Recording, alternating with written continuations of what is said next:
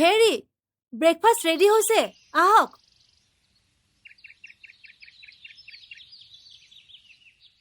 মা, মই বহুত দিনৰ পৰা কথা এটা ন'টিছ কৰি আছোঁ। বায়েচোন আজিকালি মনটো প্ৰায় মাৰি থাকে। তাইৰ খোৱা বোৱাৰ প্ৰতিও ইণ্টাৰেষ্ট কমি গৈছে। মোৰতো সেইকাৰণেই টেনশ্যন হৈছে। মানুহৰ লগত কথা বতৰা নাপাতি দিনৰ দিনটো ৰুমৰ ভিতৰত সোমাই থাকিলে তাইৰ দেখোন ডিপ্ৰেশ্যন হৈ যাব।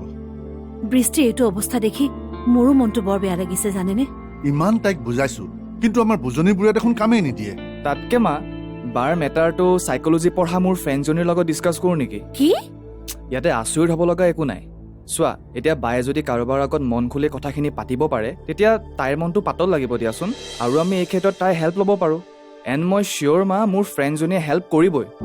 কিন্তু ঘৰৰ ভিতৰৰ কথাবোৰ বাহিৰা মানুহৰ আগত কোৱাটো ভাল কথা হ'ব জানো? ভাল হ'ব নে বেয়া হ'ব সেই কথাটো আমি পিছতো আলোচনা কৰিব পাৰিম। আজি যিহেতু বৃষ্টিক চাবলৈ ল'ৰা ঘৰৰ মানুহ আহিব, এতিয়া সেই কথাটো ভাবা যে তেওঁলোকক কেনেকৈ আপ্যায়ন কৰিবা। ৰন্ধা বঢ়াবোৰ মধু নাই যেতিয়া মইতো অকলেই কৰিব লাগিব। সেইকাৰণে কওঁ, কাম কৰা মানুহক ইমান দিন ছুটি দিব নালাগে। সেয়া দেখিলে নহয়, মাকৰ বেমাৰ বুলি সেই তেতিয়াই গ'ল, আজিলৈকে আহি পোৱা নাই। মাকৰ বেমাৰ ভাল হোৱা নাই চাগে, নহ'লে আহিলে হয়। হ'লেও অকলে অকলে ঘৰৰ সকলো কাম কৰোঁতে মোৰ কষ্ট হয় নহয়। হ'ব দিয়া মা, ইমান টেনশ্যন নল'বাচোন। মই ইউনিভাৰ্চিটি যোৱা নাই নহয়, মই তোমাক হেল্প কৰি দিম আকৌ কিটচেনত। সেয়া দেখিলা নহয়, মাকৰ কষ্ট দেখি ল'ৰাই নিজে হেল্প কৰি দিম বুলি কৈছে। ইটো বাৰু মোক মাজে মাজে ঘৰুৱা কামত সহায় কৰি দিয়েই, কিন্তু সেইটো ঘটনা হৈ যোৱাৰ পিছত বৃষ্টিৰ পৰা মইতো একো সহায় নাপাওঁৱেই। তাইৰ মাতটোও ভালকৈ শুনিবলৈ নোপোৱা হলো। তাই কেৱল সেই অতীতৰ মাজতে ডুব গৈ থাকে।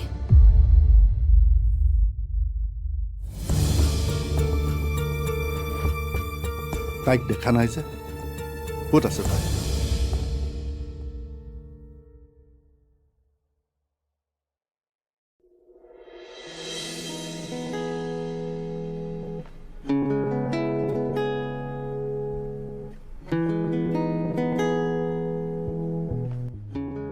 তুমি মই আমি শোৱাৰ দিনা আমাৰ সপোনবোৰে পূৰ্ণতা পাব। পাখি মেলা হেঁপাহে তোমাৰ বুকুত জিৰণি ল'ব। আবিৰ সানি হাঁহিবোৰে শিপাব মন পদূলিত।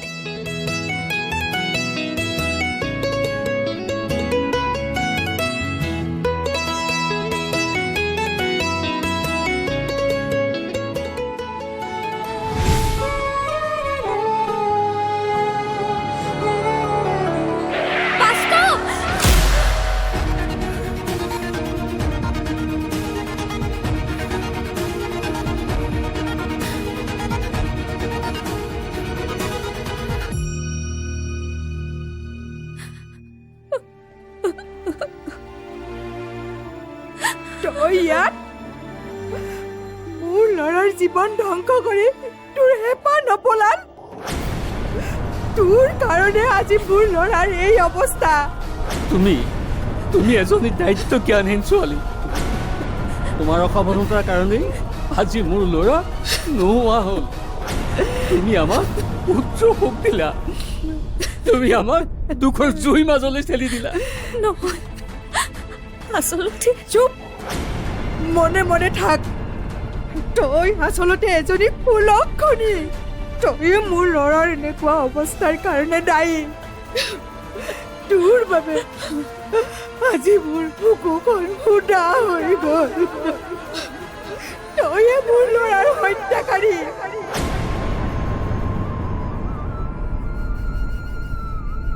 অ', তই উঠিলি? তেন্তে মোক মাত দিয়া নাই কিয়? মই তোৰ কাৰণে চাহকাপ লৈ আহিব পাৰিলোহেঁতেন। তই আজি গা পা ধুই উঠি মই যে তোক সেইদিনা দিছিলো চাদৰ মেখেলাযোৰ, সেইযোৰ পিন্ধিবিচোন দেই। তোক সেইযোৰ কাপোৰেৰে বৰ ধুনীয়া লাগিব। কিয় পিন্ধিব লাগে মই? কাপোৰ সাঁচিবলৈ নিকিনে নহয়, পিন্ধিবলৈহে কিনে। অ', হেৰি নহয়, মই তোৰ কাৰণে চাহকাপ বনাই আনো নেকি? নালাগে। কিয় নালাগে? আনো দে। তাৰপিছত দুয়োজনী চাহ খাই খাই কথা পাতিম। আচল কথাটো কোৱা। মানে? অথনিৰে পৰা ভালৰি লগাই থকাৰ কাৰণটো কি সেইটো কোৱা। ভালৰি লগোৱা নাই দে, তোক কথা এটা ক'বলৈহে আহিছিলো। মানে আজি তোক চাবলৈ ল'ৰা এজন আহিব। আইতাৰ ঘৰৰ ওচৰৰ যে প্ৰবীণ মামা, তেওঁৱে ঠিক কৰি দিছে ল'ৰাটো। ল'ৰাটো ডাক্তৰ বোলে, মাক দেউতাকেও চৰকাৰী চাকৰি কৰে। নামটো মৃগাংক। তই মৃগাংকৰ লগত বিয়া হলে তোক যে সি ইমান মৰম কৰিব নহয়। বৰ ভাল বোলে ল'ৰাটো, মোমায়েৰে কৈছে নহয়। মা, মই তোমাক আগতেও কৈছো আৰু এতিয়াও কম, মই বিয়া নহওঁ। তই সদায় এনেকৈ থাকিলে নহব নহয়। গাভৰু ছোৱালী এজনীক মই সদায় এনেকৈ ঘৰতে বহুৱাই থব নোৱাৰো। তই যদি সদায় এনেকৈ এটাৰ পিছত আনটো ল'ৰা কেঞ্চেল কৰি যাৱ, তেন্তে মানুহে ভাবিব তোৰ আন কাৰোবাৰ সৈতে সম্পৰ্ক আছে। তেওঁলোকে তোৰ চৰিত্ৰৰ ওপৰত আঙুলি তুলিব আৰু আমাকো ভাবিব যে আমি পইচা পাতি খৰচ হোৱাৰ ভয়ত ছোৱালী বিয়া নিদি ঘৰতে ৰাখি থৈছো বুলি। কি মৰমত কলে যিহেতু নুবুজ, সেইকাৰণে খঙতে বুজাইছো। সময় থাকোঁতে হৈ যোৱা কথাবোৰ পাহৰি জীৱনটো নতুনকৈ আৰম্ভ কৰ। আজি ল'ৰা ঘৰৰ মানুহৰ ওচৰত আমাৰ সন্মান নষ্ট নকৰিবি। যোৱাবাৰ ল'ৰাজনে চাবলৈ আহোঁতে তই ৰুমৰ পৰাই ওলাই নাহিলি। আজি অন্তত দেউতাৰ সন্মানখিনিৰ কথা ভাবিবি। ৰেডি হ, আলহী আহি পাবহি এতিয়া।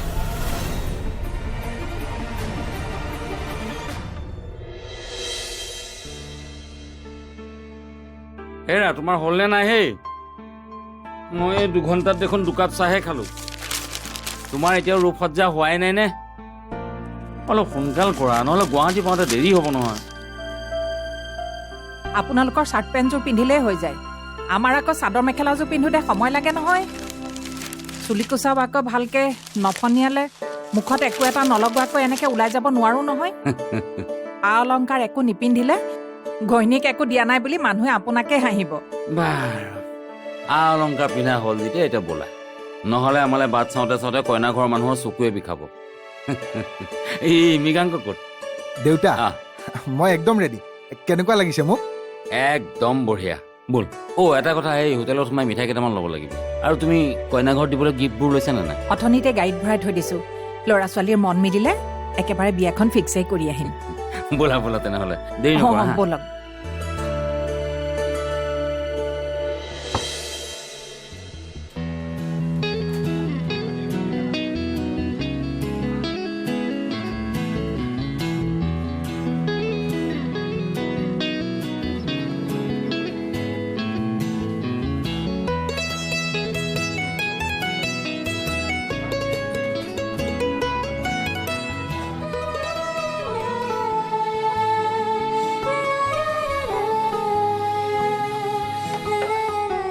আজিও কিবা টেনশ্যন হৈ আছে? তুমি কেনেকৈ জানিলা? আহোঁতে আপোনাৰ মনটো বেয়া কৰি আছিল যে। ইয়ালৈ অহাৰ আগতে মনটো বেয়া হৈ আছিল, কিন্তু সদায়ৰ দৰে তোমাৰ হাতৰ কফি কাপ খোৱাৰ পাছত এতিয়া ৰিলিফ পোৱা যেন লাগিছে। সঁচাকৈ তোমাৰ হাতৰ কফি কাপৰ সোৱাদ কিন্তু বেলেগ ক'তো পোৱা নাযায়। তেন্তে মন বেয়া লাগিলে কফি খাই মনটো ভাল লগাই মনৰ খং, ৰাগ, অভিমানবোৰ যদি ইচ্ছা কৰে মোৰ আগত ক'ব পাৰে। কি? অঁ, বেলেগৰ ওপৰত খং উঠিলে মোকে গালি পাৰিব। অন্ততঃ আপোনাৰ মনটো মুকলি লাগিব। কিন্তু বিনা কাৰণত মই তোমাক কিয় গালি পাৰিম? তুমিতো মোৰ নিজৰো নহয় আৰু চিনাকিও নহয়। তথাপিও কেতিয়াবা আমাৰ খং উঠিলে অচিনাকিজনকো গালি পাৰোঁ, খং কৰোঁ। ক'ব নোৱাৰাকৈ দেখোন মনৰ কথাবোৰ কৈ দিওঁ। বুজিছোঁ। কেতিয়াবা এই কফি কাপ খাই খাই মোৰ জীৱনৰ বহুত কথাই কিজানি তোমাক কৈ পেলাইছোঁ ন? বাৰু, এতিয়া কওক আপোনাৰ সমস্যাটো কি?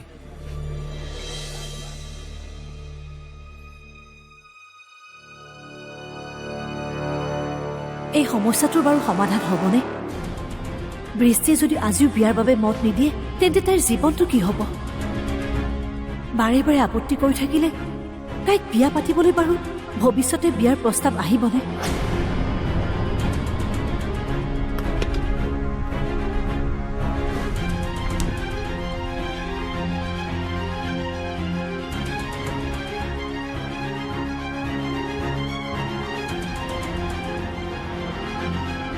মা, দৰা ঘৰৰ মানুহ আহিলেই।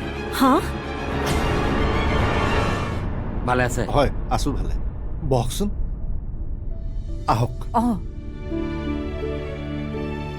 আহোঁতে বিশেষ অসুবিধা হোৱা নাইতো? একেবাৰে হোৱা নাই। হয়। মৃগাংক, তুমি ভালে আছাতো? ভাল খুৰা। বহাচোন, বহা। আপোনালোক বহকচোন, মই খবৰটো দি আহোঁ। ভাল।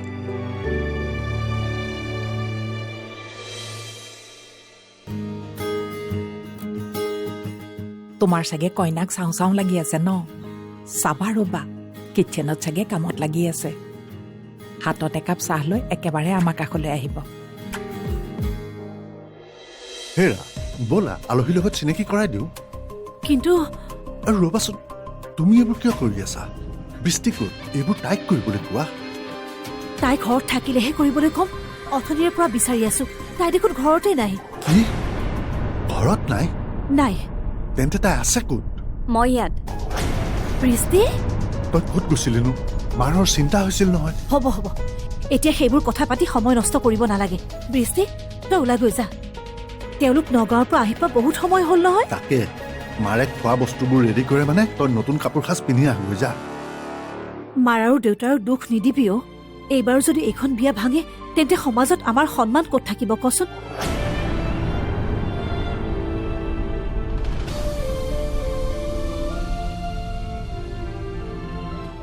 হেৰি, মোৰ বৰ চিন্তা হৈছে জানেনে? এইবাৰ যদি তাই আগৰবাৰৰ দৰে কৰে তেন্তে তেওঁলোকে আমাক কি বুলি ভাবিব কওকচোন?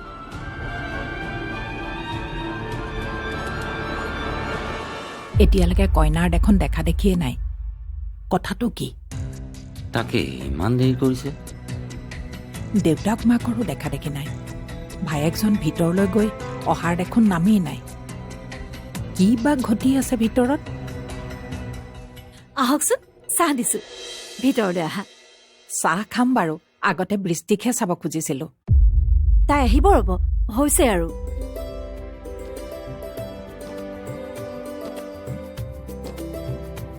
এইটো লওক। এইবোৰনো কিয় আনিব লাগে? কইনা চাবলৈ আহিছো যেতিয়া খালী হাতে আহিব পাৰি জানো? ঠিক আছে, আহক ভিতৰলৈ। মৃগাংক, ব'লা চাহ খাই ল'বা। ব'লক। আহক। অঁ, ব'লা।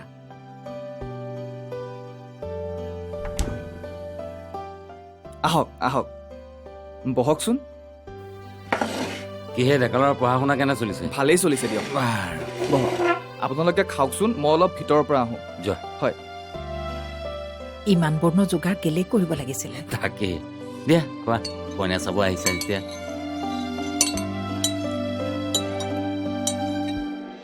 বৃষ্টিয়ে এতিয়ালৈকে ৰুমৰ পৰা ওলাই অহা নাই কিয়? আমি অহাটো বহুত টাইমেই হ'ল, নে তাই আমি অহাৰ খবৰেই পোৱা নাই? এয়া মোৰ ছোৱালী বৃষ্টি বন্দনা। অথনিয়াৰ পৰা তোমাৰ বাবে বাট চাই আছিলো। তোমাক বৰ মৰম লাগিছে। ইমান দিনে ফটোতহে দেখি আছিলো, আজিহে এনেকে দেখা দেখি হ'ল। তাতে তোমাৰ মা দেউতাৰ ফোন নাম্বাৰটোহে আছিল, তোমাৰ ফোন নাম্বাৰটো নাছিলে নহয়। সেইকাৰণে মৃগাংকই তোমাক ফোনত যোগাযোগ কৰিব পৰা নাছিলে। এতিয়া ইজনে আনজনক দেখা পালা যেতিয়া কথা বতৰা পাতি পেলাই ইজনে আনজনক বুজি উঠাটো ভাল, নে কি কয়? হয়, আপুনি ঠিকেই কৈছে। বৃষ্টি, যাচোন মৃগাংকক বাৰাণ্ডালৈকে লৈ যা। যোৱা, তোমালোক দুইটাই কথা পতা, আমি তোমাৰ মা দেউতাৰ লগত কথা পাতো। হয়, ব'লক। যোৱা।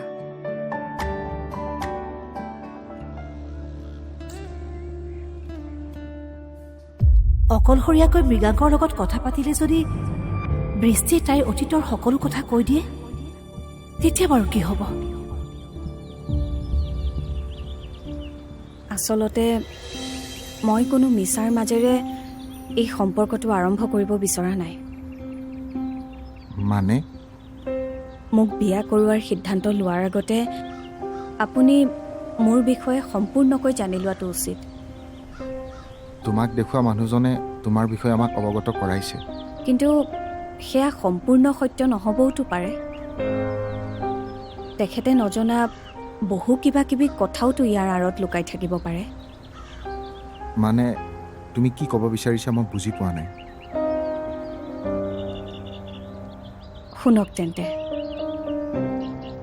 মোৰ এটা অতীত আছে। অতীত? অতীত কেনেকুৱা অতীত? আজিৰে পৰা 3 বছৰৰ আগলৈকে মই এটা প্ৰেমৰ সম্পৰ্কত আছিলোঁ।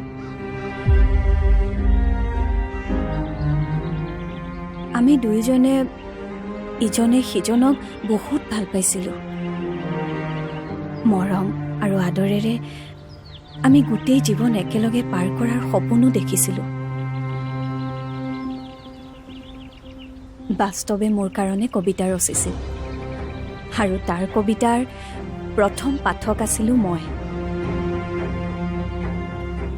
তাৰ সৰু সৰু ধেমালিবোৰত মই হাঁহিছিলোঁ।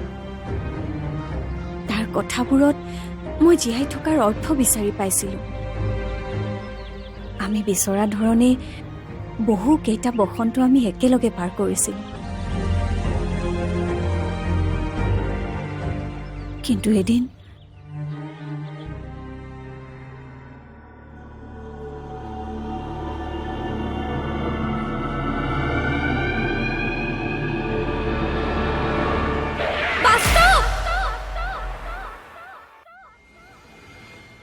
তুমি ৰৈ গ'লা যে বৃষ্টি, কি হৈছিল সেইদিনা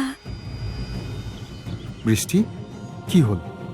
সি তেজেৰে লুতুৰি পুতুৰি হৈ ৰাস্তাত বাগৰি পৰিল। মই লগে লগে কেইজনমান মানুহৰ সহায়ত গাড়ী এখনেৰে তাক হস্পিটেললৈ লৈ গৈ আছিলোঁ। বাস্তৱ বাস্তৱ বাস্তৱ উঠা না, চকু মেলা বাস্তৱ। গাড়ী গৈ থাকোঁতে সি মোলে কধা লাগি চাই আছিল। আৰু তাৰপিছত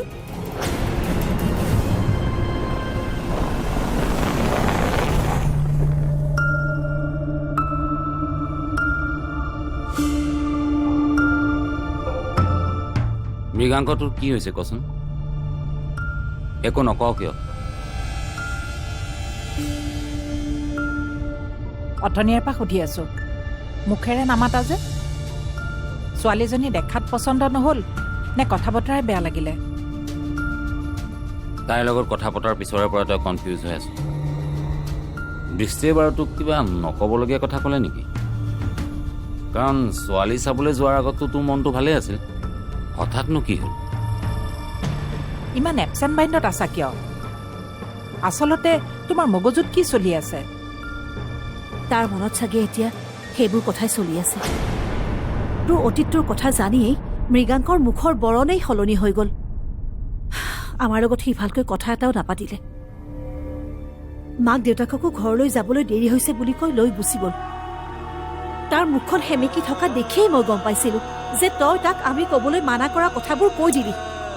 মা, সি বাৰু মনত কম দুখ পাইছেনে? সঁচা কথাবোৰ বিয়াৰ পাছত কোৱা হ'লে তেখেতে আৰু বেছি দুখ পালেহেঁতেন। হ'লেও হৈ যোৱা কথাবোৰ তাক কৈ দিয়াৰ তোৰ কি দৰকাৰ আছিল? অতীতৰ কথাবোৰ তোক পাহৰি থাকিবলৈ কৈছিলোঁ।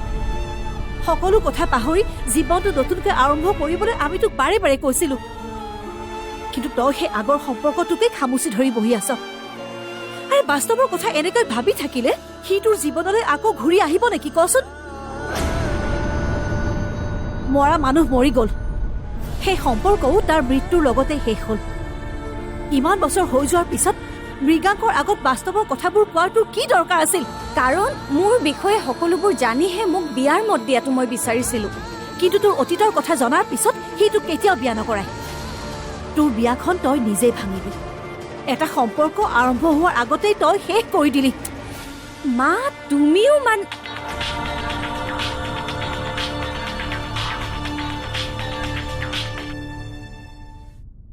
হেল্ল', মই সিদ্ধান্ত ল'লো, মই তোমাকেই বিয়া পাতিম।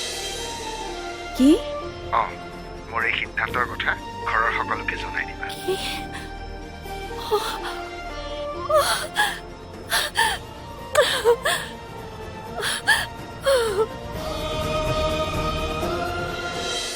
মৃগাংকই আজি ইমান ডাঙৰ সিদ্ধান্ত এটা অকলেই ল'লে, অথচ আমাৰ লগত এবাৰো আলোচনা নকৰিলে।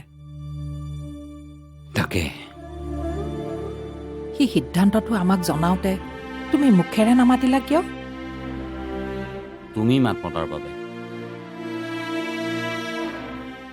মানে? তুমি মাত মাতি জানো কিবা লাভ হ'ল? সি শুনিলে জানো তোমাৰ কথা? তেনেহ'লে মইনো কি ক'ম? মই ক'লে জানো সি মোৰ কথা শুনিব?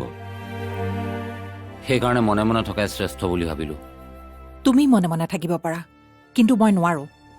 জয়শ্ৰী, ভালকৈ বুজালেতো সি নুবুজেই। সেইকাৰণে এতিয়া মই মোৰ ধৰণে বুজাম। মানে মৃগাংক আৰু বৃষ্টিৰ বিয়া হ'ব নোৱাৰে। সেইখন বিয়া মই কেতিয়াও হ'বলৈ নিদিওঁ। কিন্তু মৃগাংকই যদি বৃষ্টিকে বিয়া পাতিবলৈ জেদ ধৰে? এজনী বিয়া ভগা ছোৱালীৰ লগত মই মোৰ ল'ৰাৰ কেতিয়াও বিয়া হ'বলৈ নিদিওঁ। লাগিলে মৃগাংকই যিমান জেদ নধৰক কিয়, বৃষ্টি এইখন ঘৰৰ বোৱাৰী কেতিয়াও হ'ব নোৱাৰে।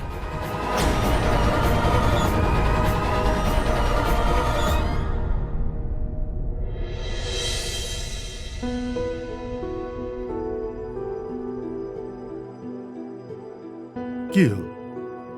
কি ভাবি আছ? বাৰ বিয়াৰ কথা ভাবি আছোঁ দেউতা।